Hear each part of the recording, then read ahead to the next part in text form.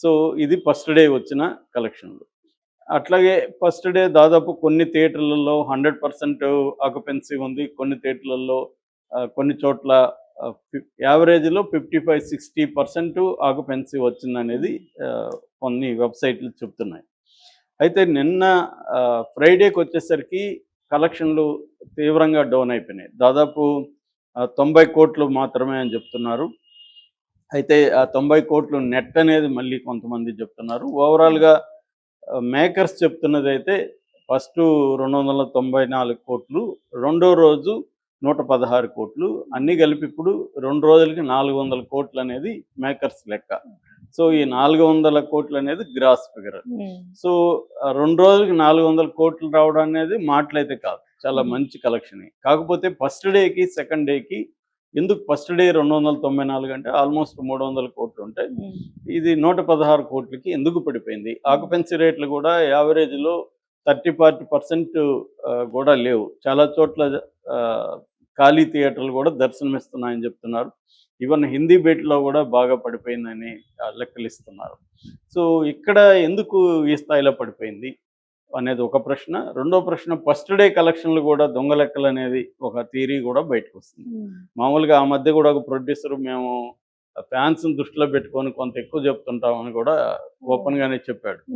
So, అది వాస్తవమే. మామూలుగా ఆల్ మార్కెటర్స్ ఆర్ లయర్స్ అని సేత్ గోడిన్ అని ఒక రైటర్, ఆయన మార్కెటింగ్‌లో గురువు అనమాట. ఆయన ఒక బుక్ రాశాడు. అదేంటంటే మార్కెటర్స్ అందరూ లయర్సే అని.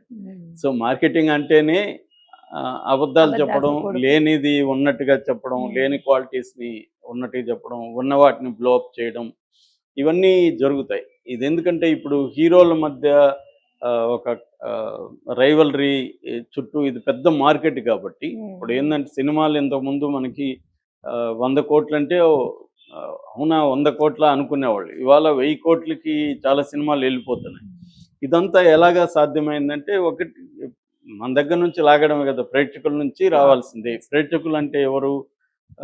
వీళ్ళు మనుషులే. వీళ్ళని మ్యానిపులేట్ ఎలా చేయాలి? మార్కెటింగ్ అనే దాని మీద ఆధారపడి. 'బాహుబలి'తో మనకి మార్కెటింగ్ అనేది వచ్చింది.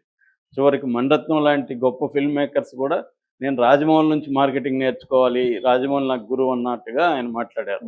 సో, ఆస్కార్ రావడం వెనక కూడా మార్కెటింగే ఉంది. వరల్డ్ వైడ్ మార్కెటింగ్ మీదనే చాలా సినిమాలు ఆధారపడి ఉంటాయి. ఎందుకంటే సినిమా అనేది చూడాలనే ఒక కోరికను కలిగించాలి. సో, కానీ దాన్ని ఒక పెద్ద హైప్ క్రియేట్ చేసేసి ఇది చూడకపోతే నీ లైఫే నువ్వు వేస్టు, 'పుష్ప' చూడలేదా నువ్వు అన్న స్థాయిలో క్రియేట్ చేసేసి ఒక హైప్ క్రియేట్ చేయడం అనేది ఒకటి.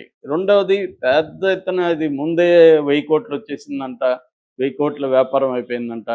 ఇలాగా ఒక చేయడం ద్వారా 1,000,00,000కి వ్యాపారం అయిందంటే అందులో విషయం లేకుండా ఎందుకు కొంటారు అన్న ఒక దాన్ని క్రియేట్ చేయడం.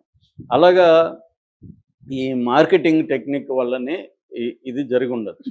రెండోది 294,00,00,000 అనేది వాళ్ళు ప్రకటించారు ప్రొడ్యూసర్లు. దానికి ఆధారాలు ఎలా ఉంది? ఎవరు చెప్పాలి ఆధారాలు? అంటే ఎక్కడెక్కడ ఎన్నెన్ని కలెక్షన్‌లు లిస్ట్ ఏమన్నా ఉందా? దాన్ని క్రాస్ చెక్ చేసుకోవడానికి ఏముంది? అంటే వీళ్ళు ఇలా చెప్పడం వెనక ఎవరికైనా వీళ్ళు సబ్మిట్ చేస్తున్నారా ఈ లెక్కలు? ఇవన్నీ లేవన్నమాట. ఎవరు పాటికి వాళ్ళు ప్రకటించడమే.